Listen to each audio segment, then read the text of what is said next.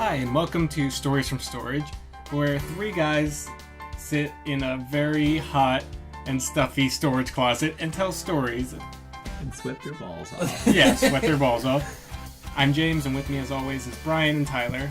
Hello. Hi, guys. It's so hot in here. And it is the beginning of summer, so fantastic. Brian, I feel like I can taste the sweat dripping off of your face just because I'm so close to you right now. There's like just mist coming off of me. I'm like one of those things that's at like the amusement parks that just the mist off of those. Yeah, that's me right now. This is gross. We made a terrible mistake. It's like, You guys want to go in a closet and tell stories? Yeah. Middle of summer? No, that's sure. great. 100%. Let's do it. Did everyone shower before we got in here? No. No. Mm-mm. We were at work all day. We're ripe, ready to go. Ready to go. So, today's topic, we've decided on vacation stories. So, this story goes back to high school, my school, and through my history teacher. She had a tour group at school, and she'd go every year to like a new place. It was relatively discounted vacations that you could go on right when the summer came around with your schoolmates and with some teachers from school. And so my particular trip was to Costa Rica. The coolest experience I've ever had. It was so much fun. We got to do all the like really fun touristy stuff, go to the beach, whatnot. It was awesome. There wasn't any issues on the trip really at all until the way back. So we're getting on our plane, and I think it was a United flight. Classic United. So we get on a United flight heading back, and I think we're stopping, I want to say, we were right, I think it was Tennessee or something like that. We stopped midway for customs and then jumped on another plane to go back to Providence, Rhode Island. And so we jump on our plane, everyone's in their seats, just happy, whatever. Right before this, one of my friends, we're going to call him Michael, Michael Shore, gets on a plane with a sandwich. And so the sandwich was a Costa Rican D'Angelo's. Okay. So it was probably terrible. And also, mind you, like the entire class that we were with bought these sandwiches. There go all our Costa Rican listeners, by the way. Thanks, Brian. Sorry, guys. D'Angelo's isn't that good. Now we lost all our Italian listeners. We're not going to get sponsored by D'Angelo's anymore. Oh, I'm about to walk out. James is leaving. Where are you going, James? Come back. He's gone. He's the only one that brings a sandwich onto the plane. And he's like, I'm going to save it for later. I like D'Angelo's. Michael Shore loves D'Angelo's. And so he gets on the plane. He doesn't eat it. Wraps it up. And then, you know how they bring around those little customs cards when you're on a plane going international? And you have to sign and go, oh, what did you bring back from the other country? He had nothing. He maybe bought one little trinket, wrote down the one trinket, and then said he declared his sandwich. Which is, you don't do that. You eat your sandwich, you don't need to tell them that you have a sandwich. But at the time, Michael Shore hadn't flown anywhere, so he declared his sandwich. And so we get to customs in the U.S., wherever we were in the U.S. And everyone goes through, it's fine. When he gets up, they're like, what did you bring into the U.S.? Did you bring anything over $10,000? He's like, well, no, I just brought a sandwich. And they go, okay, stamp his passport, let him go through. And then we're in line going through security, and he, all out of nowhere, gets grabbed by security guards. At this point, we're running, trying to get to our flight because we're late. And he gets pulled into a different room. We're like, oh my God, Michael, where are you going? And then we're like, oh, we got to go. Bye, Michael. And so a teacher, literally, we just kept going. And a teacher goes, oh, okay, well, I'm going to stay with him. Bye, guys. Hopefully we make it. We'll see you soon. So he goes into the room with him. And side note, one of the guys on our trip thought it would be okay to bring, I think it was a snow globe on the flight, and it was a snow globe the size of his head. They had to smash it in front of him. So this is all happening while we're going through security. And so, Home Alone style, we start running through this airport. We end up getting to the gate. It's delayed like an hour and a half. We're fine. So we're like, oh, thank God we just ran through the entire airport to get there. And we wait for Michael to get back. And Michael Shore gets back, flustered as hell. He's all red in the face. And he and the teacher are just dying laughing. He sits down and we're like, what the hell happened? And he goes, okay, well, story time. Basically, they pulled him into this back room. They sat him down, like full Dark Knight interrogation style, They didn't smack his head into the table. Who punches What's in the hand? sandwich? What's in the sandwich? So, I make that joke, but they sat him down and said, okay, so you said you brought a sandwich over. Yeah. What kind of sandwich was it? And I imagine this was like two cops sitting in there going, what kind of sandwich was it? And he's like, well, one of them was just in the back of the room smoking a cigarette, while the other Just one's pacing. like, the other one just leans in real close and is like, yo, look, kid, I'm trying to help you. You help me, help you. What kind of sandwich was it? What was in there? And so he's totally genuine. He goes, Italian sandwich. They go, okay, what's in an Italian sandwich? And then immediately he said he like realized, uh-oh, something's up. And he goes, oh, so it's like, what's in the Italian sandwich? That's cheese, provolone, you said cheese twice. There's onions, That is redundant, sir. who puts that much cheese on a sandwich? But basically they You're Italian. They questioned him for a while about what was on the sandwich. What do Costa Ricans have against Italians? Well, no, this was the U.S. Oh, This was the U.S. So we were in the U.S. when they were questioning him. Oh. And so basically he gets through. They're like, just, you're good to go. And I don't think they told him why they were questioning him about the damn sandwich. So he gets back to our group, and he's telling us this story. And then I think it was my friend Schmanner who looked up just United Flight sandwiches and found out that this particular day there had been multiple United international flights that had sandwiches with needles in them. Like drug needles? I think it was like just sewing needles. So like the in-flight like menu you can pull sandwiches from? Oh my god. People had been buying them and found needles inside of their sandwiches. And so that's what they thought. They thought he may have been one of the people. It just was full-on coincidence.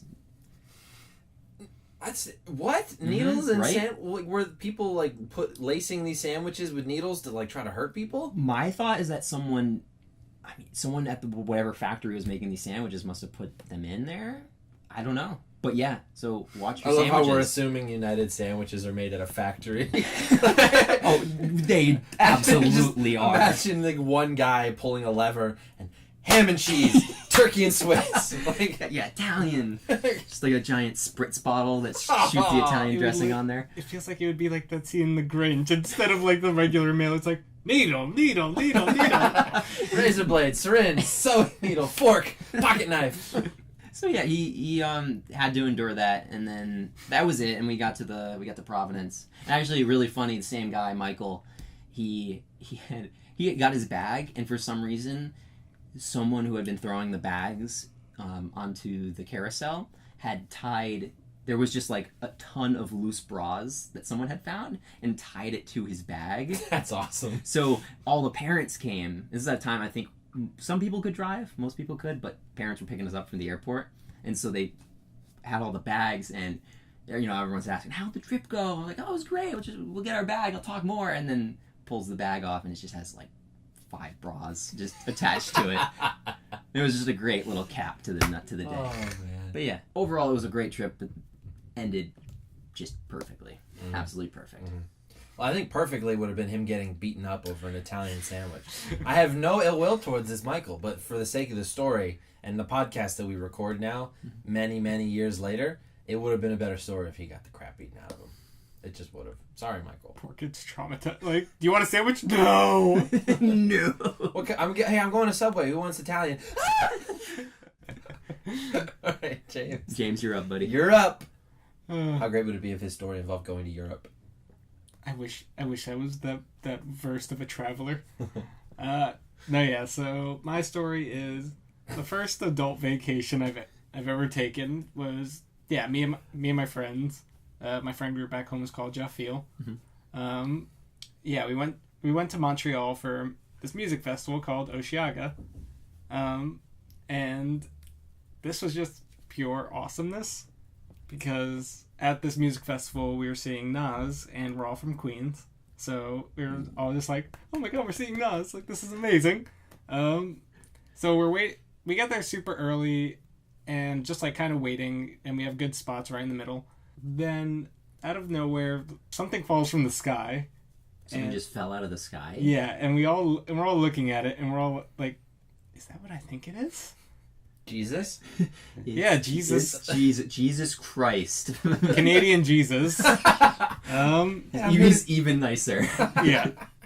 No, a joint fell from the sky. Oh my god, that's almost as good. Even better. A big old joint. And everyone's just looking at it. Like, everyone just kind of forms a circle. Like, okay, step back, step back. Like, Don't touch it. and everyone's like, am I going to be the one? Do I go? And my Was friend... there anything above you guys? Like, was No, someone just threw a joint. And, like... I like to think that someone somewhere just like shot it out of a cannon, or just like go, Like one of those fly, t-shirt launchers. Make someone's evening. make someone's evening, and then it landed right there. So my friend Drew's then girlfriend picks it, like, she scurries over and gets it and brings it back over. And I don't smoke weed, like, and I've never have smoked weed, but I'm like just secondhand excited for them. I'm like, oh man, you guys found weed to smoke. So then they're just like, wait, hold on, we should test this first. And like they open it, just got so scientific, like just making sure it's not laced with anything. Start carbon dating it. Yeah, pretty much, because, you know, they don't want to, like, smoke something that actually has, like, some crazy drug or, you know, like, psychedelic in it. So they test it out. Looks like weed. It smells like weed. Okay, I guess it's good weed. It must be weed. But they already opened up the paper, and they don't have any more papers, so they create a water bong. Wait, a water bottle bong. Oh, okay. I'm sorry. They took out their smithy and made a smithy to You got go. the anvil just... They then form that, and they're like, oh my god, this is the best weed ever. And I'm like, good for you guys, yeah. But then, like, these Canadians around us are like looking at it like, that could have been me. Like, shit, I wish I picked that up.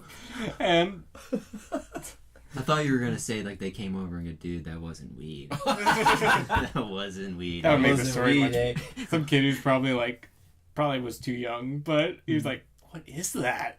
Or it's like, water bottle bong? And he's like, can I try it? And he's like, we're like, yeah, sure. Yeah, he's like, oh my god, this is amazing. He's a cop. Oh my god, that'd be... okay.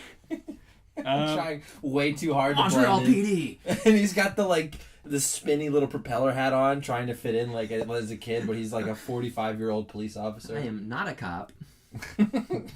Then Nas comes on and starts performing pretty much everything we wanted to see him performing, and it starts to rain during everything. So Nas is just like, like, yeah, this is awesome. Yeah. Oh, I feel like a raining concert. He was into it, so it was so cool. Is it bad for like all the equipment? I would imagine it would be, right? See, I think they have to prepare for that in advance. yeah, for outdoor shows usually prepare for it. The only time it gets bad is if the wind is blowing water onto the stage. Usually the awning extends over. Because there's been some classic shows, right, that have been... Oh, Warped Tour, the one year I went, got drenched, and it made the experience that much better because there's a giant hill where kids were like running and sliding on their stomachs on the mud down this giant hill. That's great. I bet that's great. That's great for both the audience and the performers. Yeah. Then Mos Def performed with Nas. He came up on stage because like Action Bronson was supposed to be there and like open for him, but for reasons that we all are pretty sure of, he got stopped at the border and wasn't allowed in Canada. Really? Yeah. Like drugs and stuff, probably. Dude, yeah, he's a notorious, like, pothead. Dude's crazy. And like, I love him on Vice and all that stuff. He's nuts. High action. So yeah, they both performed, and it was just fucking amazing, and like, just a magical moment. I mean, the divine moment. Jesus probably threw that down. Yeah, he was there, but he decided that, know what? These guys. No, I don't want to ruin this. I don't want to ruin this concert with the Rapture. But here's the best joint you've ever smoked. My friend Edwin, like, you see all these girls like getting up on like their boyfriend's shoulders. They're like, oh my god, Nas! And then Edwin's like, James, you want to go on my shoulders right now? Like, I don't know if it's the weed talking, but I feel like I can pick you up. And I'm like, okay, sure, yeah. So I just get on his shoulders, and I'm like, yeah! Like, and I'm the only guy. See, up there. I have a good imagination, but there's a picture of us. I like perfectly can envision what that looked like. We're both drenched and just like. Did you have your long hair? No, I didn't have my long hair. I had my blue bandana though. Beautiful. And, like, yeah, I'm the only guy just like, Nas! Nas! I think I want to say. Notice me. I want to say he pointed at me because I was the only guy up on a shoulder, Oh, up he on someone's probably shoulders. did. But there was also a lot of rain in my face, so I couldn't tell. Beautiful. Maybe you couldn't tell. You were the only guy. All right, Tyler, your turn. That's all right. So there's this nice little carnival type amusement park near my house called Knoebels. That gives everyone an idea where I grew up. It's really cool. Like you get tickets instead of like a day pass, and you just kind of walk around, and whatever ride you want to go on, you put you. I mean, you can get a little like red tickets. You right? can get a day pass, but you also would get like a sheet of tickets that you tear and you hand to the ride runner. Whoa. Excuse me. One of my best friends growing up, I'm not going to say his first name. We'll call him Paul. Paul. Okay. Yeah. So, Paul and his family would take me to Knoebels, like along with their like whole family. Like Paul's mom, his brother, one of his brother's friends, his stepdad, and grandparents. And it was great. It was a great trip. Every year we did it. It was great. It was a whole lot of fun. I love hanging out with his family and all that. But the first year we went, Paul and I were having lady troubles, right? It was... Like you do. Oh, I mean, I was a hopeless romantic in that I wanted to touch boobies really bad, but I didn't know how to talk to girls, so it was hopeless. You know? Paul was having similar troubles. So, like, just like most lonely losers our age, we were obsessed with American Idiot by Green Day, the whole album. Absolutely. But we also like had been fed like coming of age rom-coms our whole lives, so we're like, oh, if we go to the idiosyncratic amusement park, we'll meet the girls of our dreams and the two of us at the same time, and we'll have a great trip, and we'll kiss and stuff, and it'll be great. Not you and me, Paul, but me and my girl, and you and your girl. Not that there's anything wrong with us kissing, Paul, but like, I want a lady, and he wanted a lady too. You get it. Yeah. Anyway, the first night, it was really cool. Paul and I were like, we laid out on the picnic table, because, alright, that's what they did. They had a tow along, like, trailer, like, caravan type thing, where you could go in, and there was a bed on either side, and all that. Plus, he was a Boy Scout friend. Haha. So this isn't a camping story. Wrapping it right back in. But he was a Boy Scout's friend. And so we were good at camping, so he and I and then his little brother stayed in a tent, right? And I had just gotten this piece of crap little pay-as-you-go phone, right? And I wasn't sure how texting worked and all that. And neither was Paul. But that'll come up later. But the first night, we like sort of made a pact, like, we're going to help each other find ladies while we're here. And we were laying on the picnic table looking at the stars and listening to Pink Floyd. Wow. How perfect is that? That actually happened. That's not me. Did you plan it? No, we were just laying on the table looking at the stars, talking about how we were going to help each other have the time of our lives, listening to Pink Floyd. That's when like a meteor just crashes into and aliens invade. It's like, okay, Independence Day, here we go. So the next day, we wake up and we go for a walk while everyone's getting ready and having breakfast and all that. We go for a walk around. I know, I'm dying too. I see Brian looks like he just was like flogged and then told to run a marathon.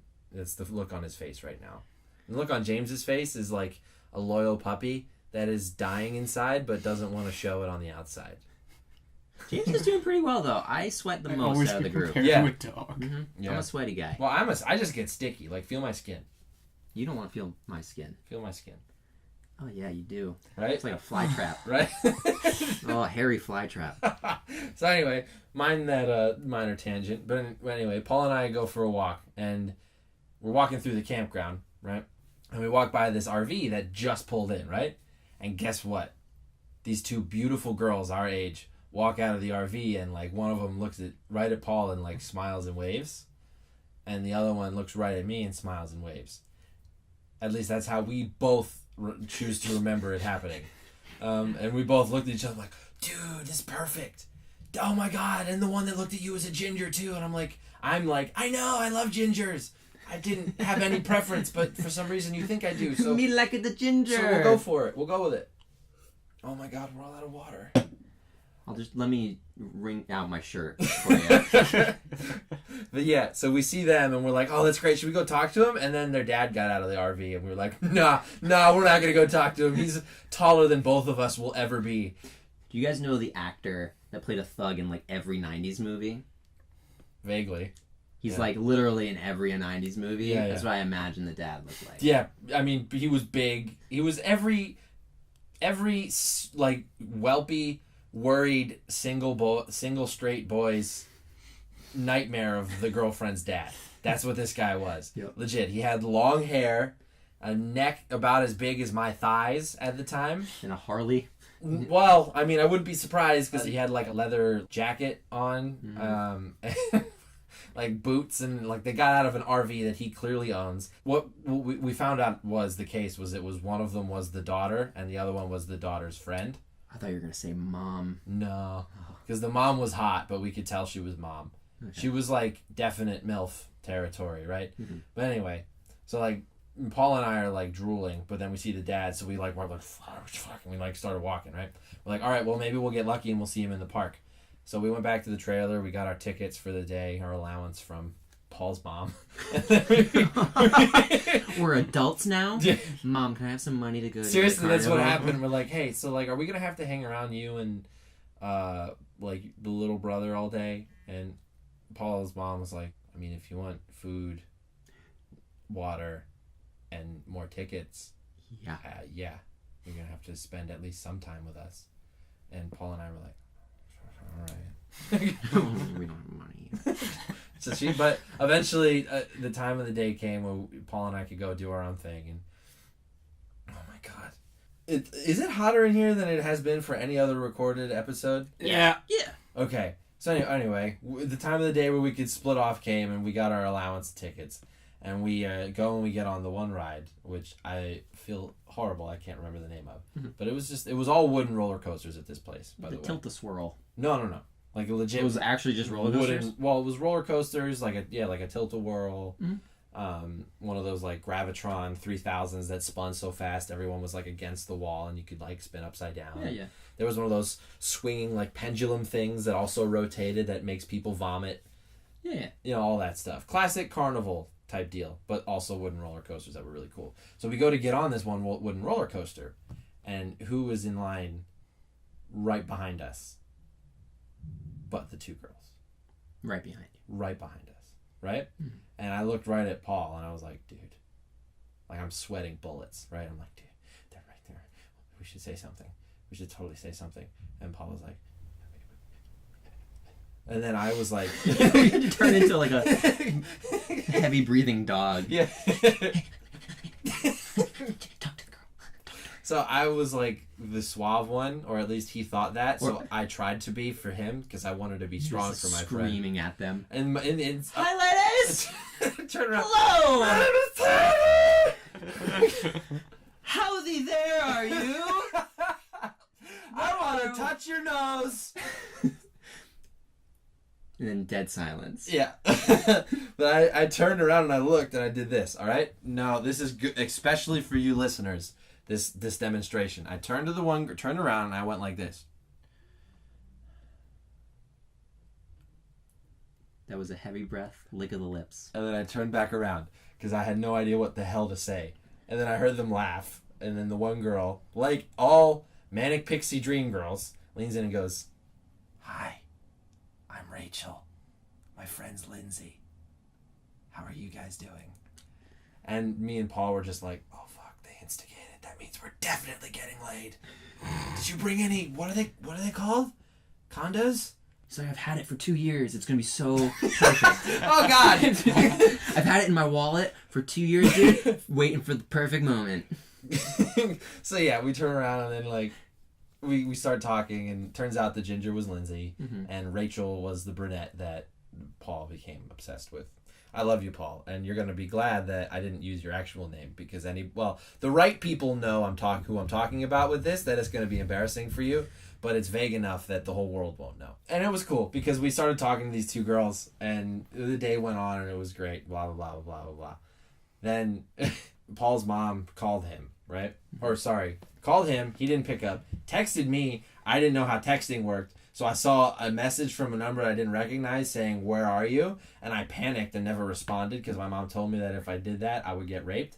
So I put my phone in my pocket. Wait. What?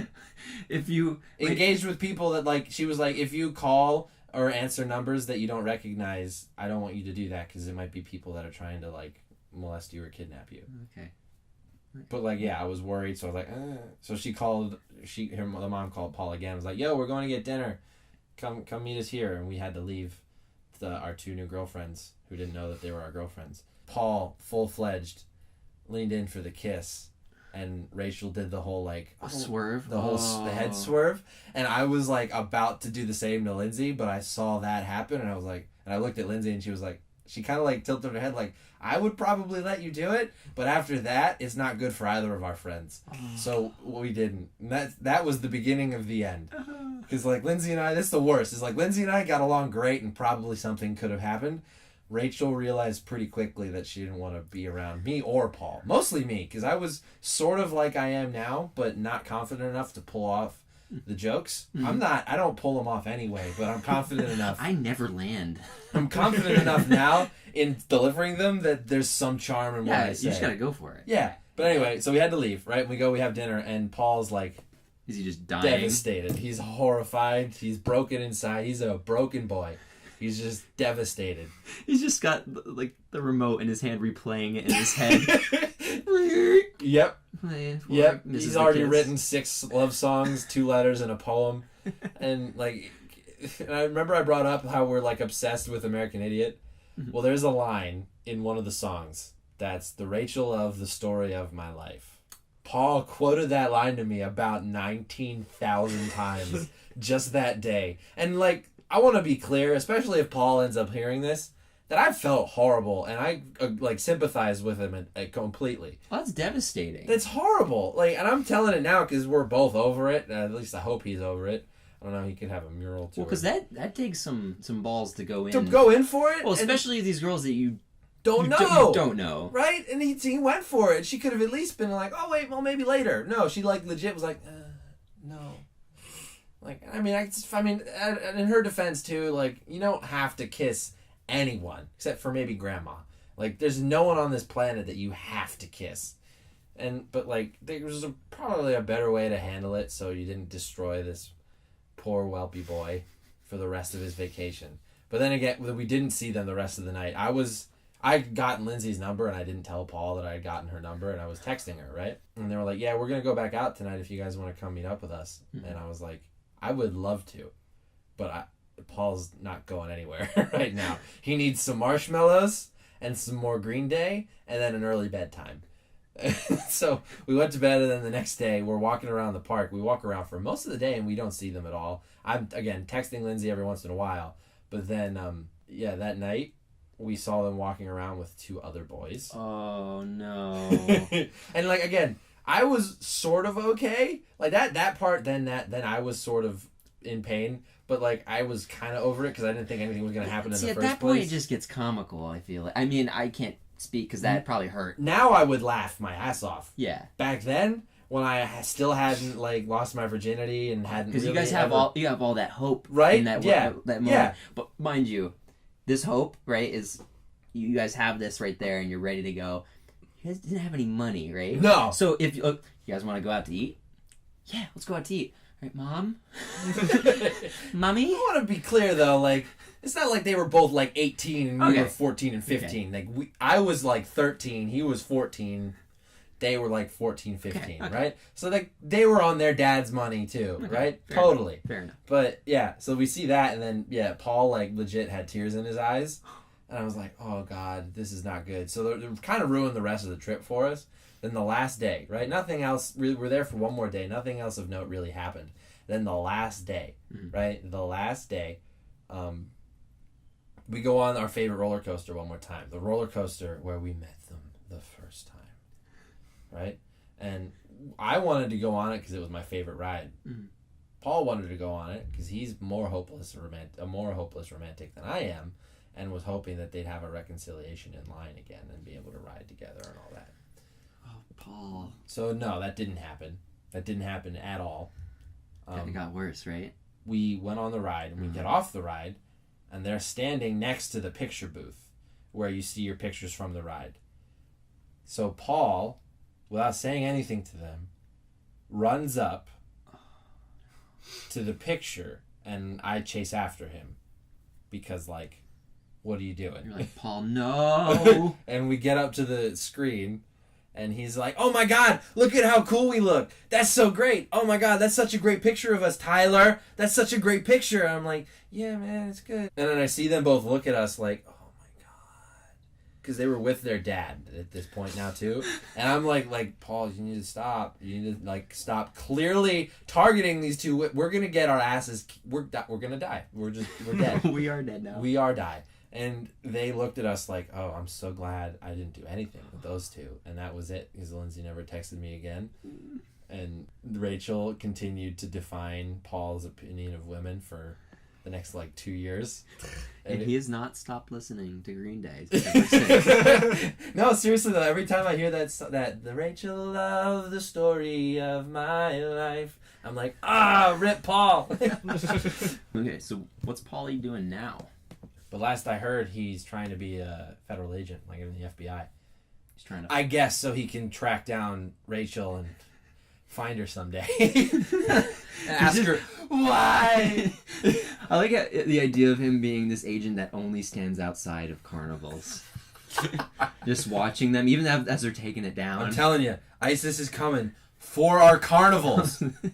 That's not powdered sugar on the funnel cake. That's cyanide. Rachel. Rachel. It's Batman FBI. Batman FBI. Okay, so let's try to connect these somehow. Oh boy. All right, so we've got James, give us a little summary of your story. We got a magical blunt falling down as Nas performed. Gotcha. So we got the magical blunt. We got the needles and sandwiches story. Right. And we've got everybody wants some. Everybody wants some. So, do we want to go romantic comedy route? I think we could do that. So personally, from these stories, I see Tyler's as having the most structure. Fuck yeah, you do. Because it has that payoff at the end of going back to the... Was it going back to the carnival, or was the last ride of the night? That was the end? It was the last day, mm-hmm. the last ride before we were leaving, and we saw them after not seeing them for a solid day and a half, which was half of our time there at all, not seeing them. And we ended up seeing them at that thing at the last ride before we were literally going from that ride to the car to leave. And that's when we saw them, and Paul and I kind of had a meltdown. So how about this? We can combine the carnival and the concert, I think. Okay. And I love your story, because that's fucking crazy that a blunt dropped out of the sky, but I feel like that's a cool bit in the end of the movie. I feel like that's some kind of inciting event in some way. Oh, it's true. It could be. It kind of feels like an inciting event. Mm-hmm. We kind of got lucky this week, though, with the stories, because, Brian, your story is the beginning of the trip and the very, very end of the trip. My story is the bulk of the second act, right? So, most of the body of the story. And then James is the climax, I feel like. Yeah, in some way. And then the last part of yours is the ending. You know what I mean? Because, we got the airport, the body of the trip, the, payoff at the concert. Can we do a short film on this? Can we try that? Totally. Can we try that? Try it short. Okay. So, all right, how about this? I'm going to brainstorm real quick. So, what if you have these two main characters? Mm-hmm. You got Michael Shore and Paulie, right? Okay. And they're getting ready to go on this trip with their family. I like the idea. I love the idea of it being young teens. It's just in love with everything, humping everything. Absolutely. And they just want a Fucking girl to notice them. unneutered puppies. Before they get off their RV, they both just do as many push-ups as they can just to try to make their chest look a little bit bigger. It's like a workout montage to start it. But it's all just stuff that would not do anything for you. Well, I love the idea that it's a montage, they're doing 1,000,000 push-ups, and then there's no audio, and then the montage stops, and you hear 9, 10. Oh. No more. I can't do it anymore, Michael. So what if they're pumping themselves up because they told themselves that, we're going to get laid with this one condom that we found on the side of the road. Oh, God. This one condom. That could also be a funny, inciting event. That's it. It's not a joint that drops out of the sky. It's a condom. It's a condom. Beautiful. Okay, so do we want the carnival to be the main location? Sure. Correct? Okay. Because that's so creepy but charming enough. where does this... Well, it'd be gross if this condom was at the carnival. But would they find this condom on, like... So let's say they're getting in an RV. They're going to drive to this location. I say it drops in front of them when they get there. Okay. It's like this is the kind of trip you're going to have. What if... Okay. That's just like their sign from God. Like, wait, dude, this condom literally fell before our feet. That means we have to have sex. What kind of condom is it? Like a Magnum? I'm picturing the biggest condom I was ever. thinking that. It's a Magnum. It's just a giant Magnum. Okay. It might be a little bit too big on you, but for me, it's a perfect fit. Like something stupid like that. Dude, Paulie, move out of here. This is a Michael Shore condom. This is for me. Oh wait, we could bring back the needles. So, I love... Okay, Tyler's going to die for a little bit, but I love the idea of... It's like someone on a roller coaster that loses the condom. What if I like that. So, carnivals in general, for some reason, it's a place where people go on dates. Like young kids usually go on dates. Yeah. Mm-hmm. Yeah. And there can be a lot of sexual tension at carnivals because it's just all these kids who are either trying to look like... It's one of those things. Part of it for us is like, at least when I was growing up, every time we went somewhere that wasn't home, You're looking for... you just expected that you were going to get your weenie touched. Because you've heard all those myths of the cool guys at high school and middle school who like, oh, yeah, I got laid at Gettysburg. You know what I mean? Like, my family went on a trip to Gettysburg, saw this chick, we went on a hike, and I kissed her in the trees. You know everyone's fucking lying about that. Absolutely. Every single person. When you grow up, you know that. Oh, where's she from? Oh, she's like from Sweden or some shit. Dude, I heard so many stories like that, and I remember being so jealous, being like, how did that, how? Turns out, a bunch of my friends I heard stories from, by the way, found out later that they didn't way freaking later, until much later, and I was so nervous about all this stuff that I went way too early. Yep. And now I realize that. What if these Polly and Michael Shore? What if they both know that all the kids in their class have been like BSing about that kind of shit? Mm-hmm. And yeah, they're trying to make it happen, but like one of them's a little bit more like reserved, just like, oh, I don't know if I want to do this. Like, okay, well, you can just lie with me and like let's at least find girls so our story like has some details that we both know, and that like they try to like even if they don't get like the kiss, like they both just like need like an alibi. Because I love that because no one's gonna believe the condom story. Mm-hmm. So this is like a big fish story, right? In the end, maybe. Yeah. Uh-huh. Okay. What if in the opening it's like a montage, maybe this like workout montage, but also them just hearing all these stories from people, and it's obviously bullshit. Mm-hmm. So because the audience we're aiming at is our age or older, going, oh, that's fucking bullshit. But these kids are eating it up. Yeah, absolutely, like, absolutely. Just slowly buying it, but then also just getting so nervous that they haven't done anything yet. Okay. They get to the amusement park. They do the whole like get their allowance from mom thing.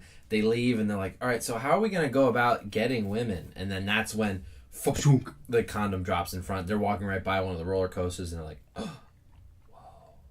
Right. Well, I love. Do you want it to be like it fell off of the roller coaster? Some dude had it in his wallet.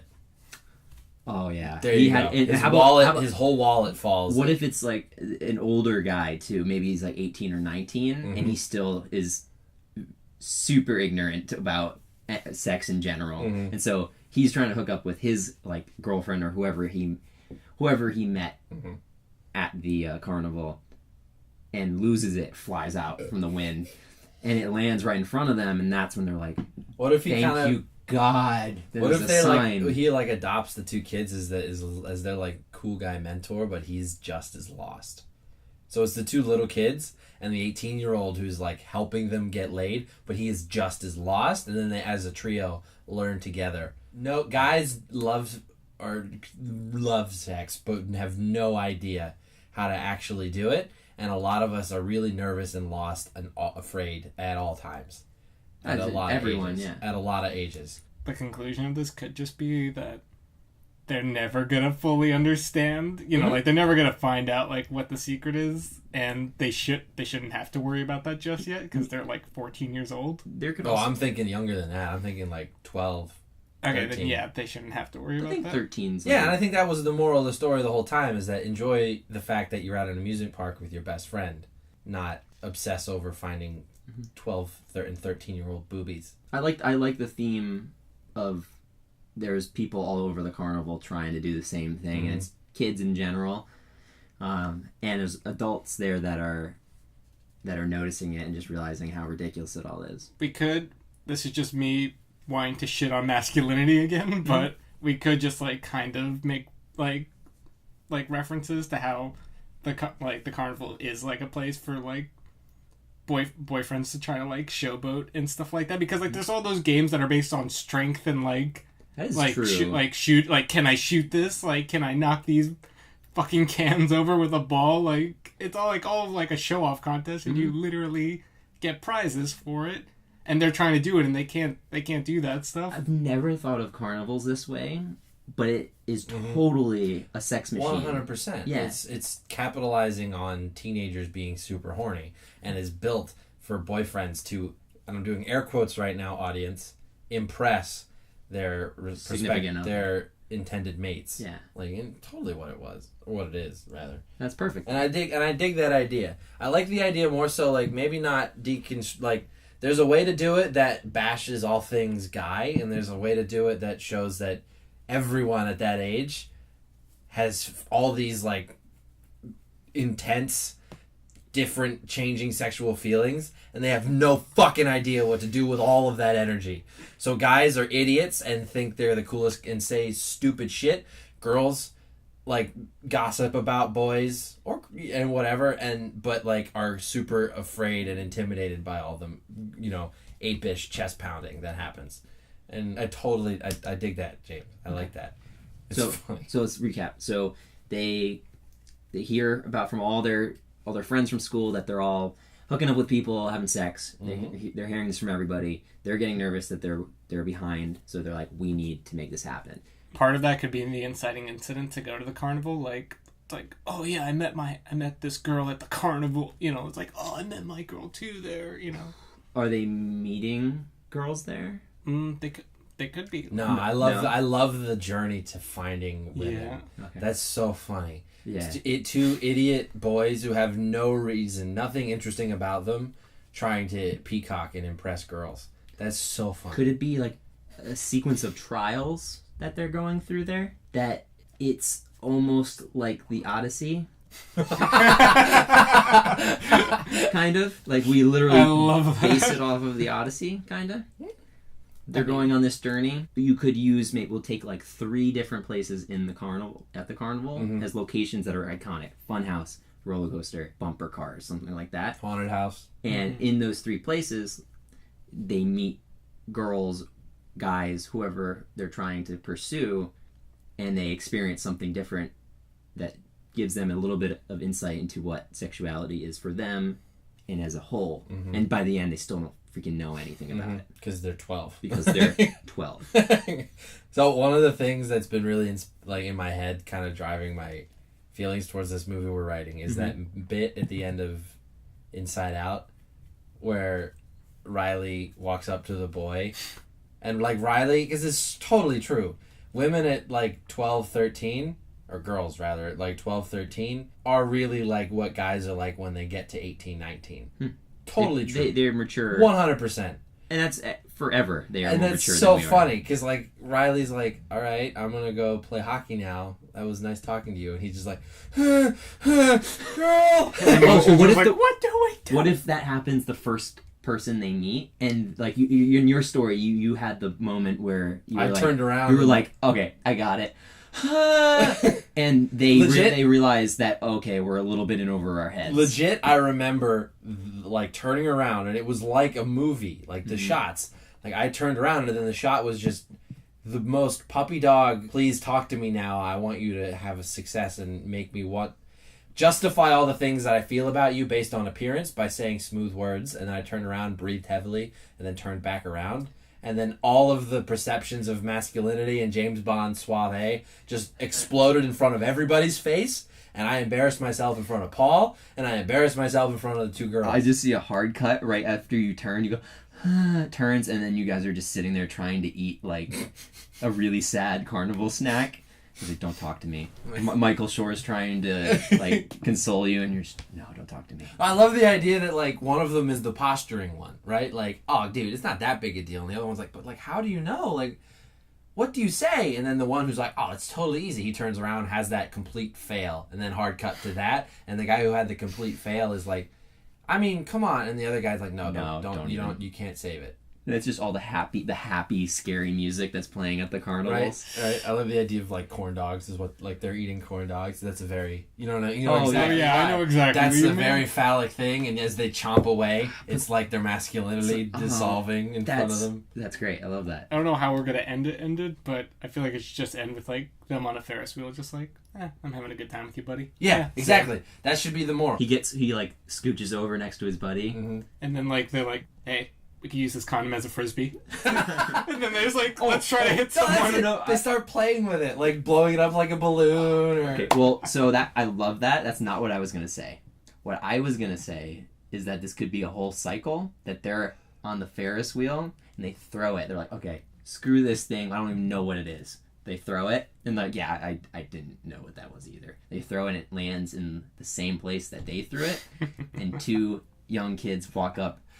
And two girls this time, and they're like, it's a sign. And cycle starts again. Love it. Solid. Are we getting good at this? No. Don't say that. I didn't think so either. Don't say that. Okay, I'm sorry. No, but that's I love it. Yeah. So, okay, quick recap.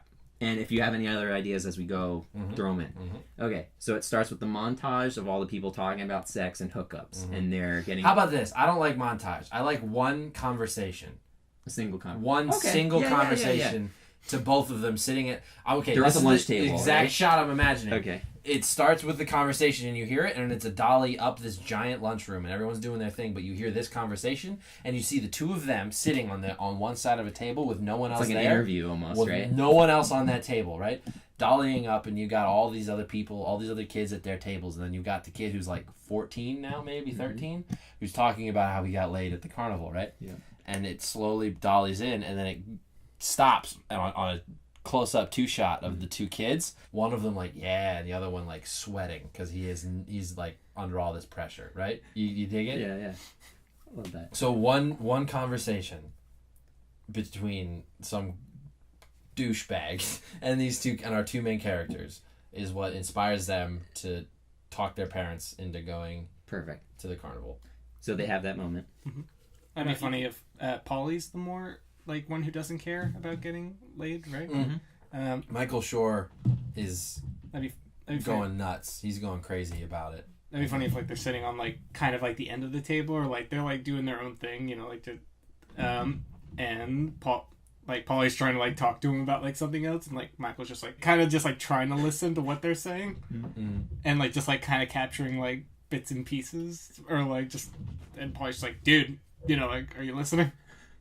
There could be a moment when they go back to the house and maybe they search in their house for, maybe the kid talks about parents. He's like, yeah, my parents do it every night. So this kid's like a gross 14-year-old, 15-year-old kid. He's like, dude, they got all the Magnum condoms, and these kids have never heard of that before, and so they go to their parents' drawer and they're like looking for stuff maybe. But then they find their parents, or is it Paulie's parents maybe? Sure. And convince them to go to the carnival, right? Something like that. Yeah, absolutely. Okay. So we have the conversation in the beginning, makes them want to have tons of sex because they're feeling left out. Turns out that kid is bullshitting them like crazy. 100%. Telling them that it's at the carnival, that they need to go there, and that's where they'll get laid. They're 13 years old. They go home that day and convince their parents to bring them to a carnival. They're like, perfect. It'll be a fun weekend thing. We'll go and have some fun. It'll be great. So they go to the carnival. On the way there, they're nervous out of their minds because we need to make this happen. They don't think it's ever going to happen, but they want it to. Because do we want one of the friends to just be excited to go to the carnival with his buddy, and the other friend to be crazy obsessed with getting poon? Yep. Cool. Because, like, I feel like that's two very, very realistic representations of how sexuality manifests in kids. Mm-hmm. It's like, I had friendships that got destroyed because, like, a lot of us, and I was one of the, like, I need ladies things, because I felt for a very long time that I needed to justify my manhood to all the other men in my life. So we would always go to the theme park and, like, you know, chase women. But, like, one of our friends stopped hanging out with us because he got tired of talking about women all the time, and that's two very realistic manifestations of how sexuality grows in at least boys. I'm not going to pretend to know what it's like to grow up as a lady. Mm-hmm. But that's great. Yeah, you get two perspectives. Mm-hmm. And that is normal. Yeah. I was the kid that was like, that's going to happen eventually, I feel like. Mm-hmm. And then I had friends who were like just making up the people that would make up stories. Mm-hmm. 100% I grew up that way because of the sexual repression of the Catholic Church. 100%. It's because, like, one kid looked up porn in computer class in 8th grade, and then every guy in the class was watching porn. And, like, I did too, but, like, I was like, makes me uncomfortable. This feels wrong. And then someone, like, the teachers weren't good enough at computers to, like, distinguish who had looked at what. So they went on to the computer that I was sitting at, even though we all had a personal account that we signed in on. And my account was not the account that searched for this. But it was, like, some animated, like, I think it was Teen Titans, like, animated hentai. They, like, wrote on my card, watching inappropriate pornographic videos of the Teen Titans. And my mom saw that on my communication card as I was watching the Teen Titans in the next morning with my brother. Amazing. Right? And I'm like, oh, God. Like, I swear to God. Like, and it's the best part. It's like one of those, like, admissions of guilt to justify yourself so you don't get assumed guilty of something much worse. It's like, yeah, I beat the shit out of him, but no, I did not rape that goat. I swear to God. What? I didn't touch the goat. So, yeah, they get to the carnival. Mom and Dad go to buy tickets or day passes or whatever. And the two guys are talking, right? And then the wallet, are we going to say, or just a condom? I think it's just the condom. Just the condom flops in front of them, right? And then like a chime rings as it lands. It's like magical. Mm-hmm. And they're looking at it like, oh my God, what is that? And they like I love the idea of like a whole conversation about like, well, what do you do with it? Because I had no idea what a condom was until I was 15 years old. I thought it was a pill you took.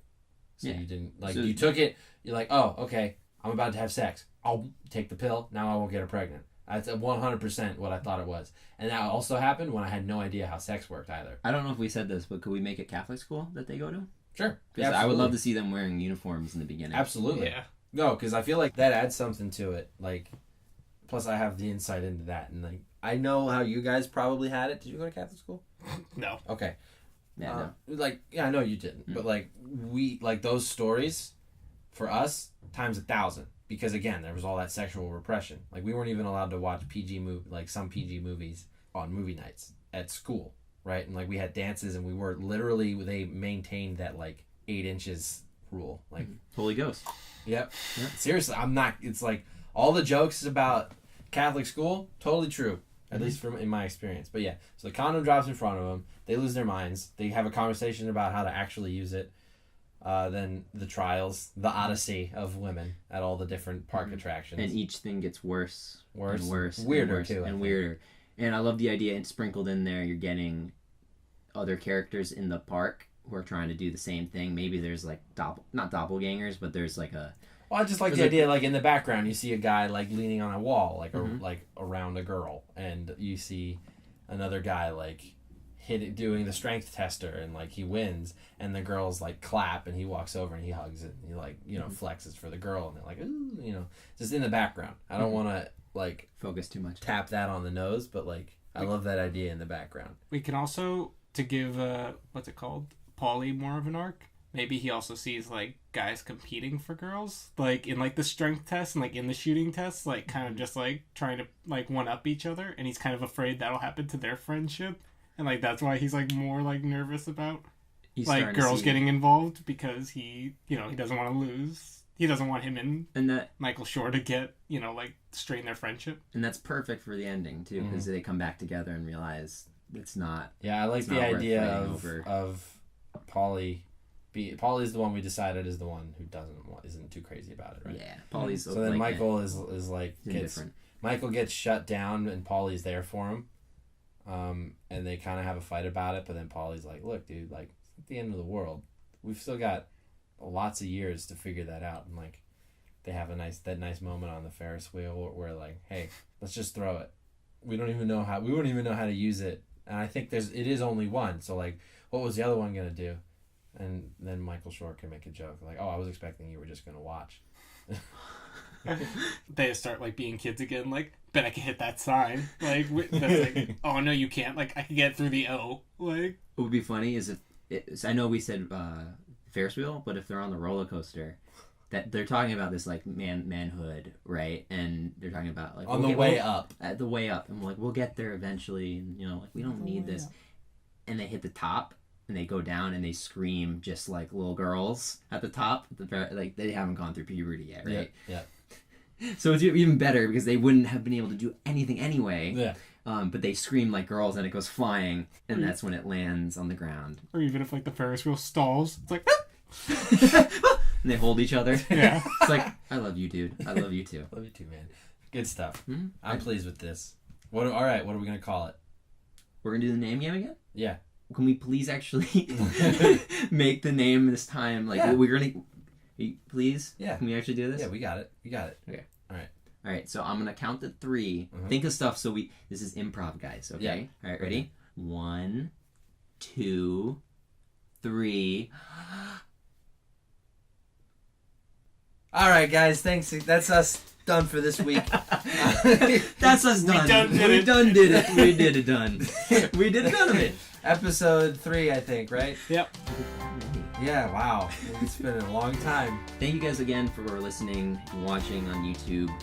Reach out to us on Twitter at StorageCast and Instagram at Stories from Storage and Facebook at Storage from Storage. We would love to hear from you guys, feedback, your stories about things that happen, fun stories you want to tell us, all that.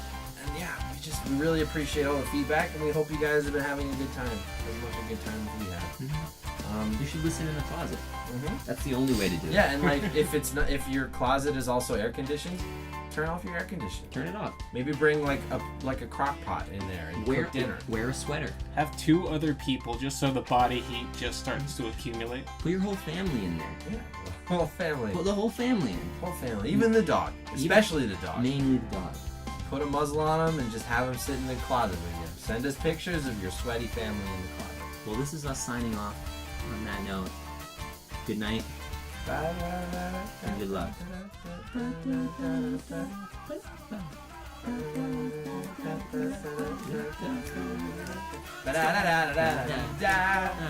Let's go for it.